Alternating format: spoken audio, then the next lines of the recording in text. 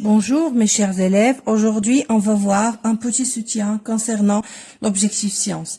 Alors la dernière fois on a vu la nature. Alors premièrement on va voir les composants de la nature. La nature se compose de quoi? Alors elle se compose des êtres vivants. C'est quoi les êtres vivants? Alors les plantes, les animaux et l'homme. On a dit un être vivant, ça veut dire un être qui alors respire, qui se nourrit et qui produit. Les milieux de vie. Deuxièmement, les milieux de vie, ça veut dire ces êtres vivants vivent où? Alors, les milieux de vie, on a ici un lion, une sardine et un aigle.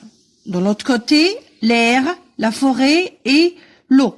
Alors, le lion, il vit où? Dans l'air, dans la forêt ou bien dans l'eau. Alors bien sûr, il vit dans la forêt ou bien dans la savane. Une sardine vit où? Alors dans l'eau. Aigle vit où? Il vit dans l'air.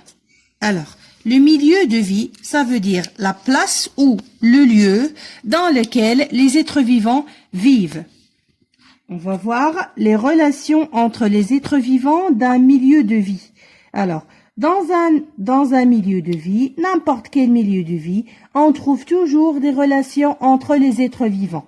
Alors, une relation alimentaire. L'un mange l'autre. Ça veut dire l'un se nourrit de l'autre. Alors, on appelle cette relation une relation alimentaire ou bien une chaîne alimentaire. Alors, un exemple. Regardez ici. C'est une chaîne alimentaire.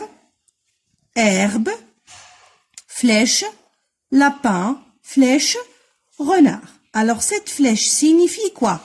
Il signifie quoi? Alors, la flèche veut dire et manger par.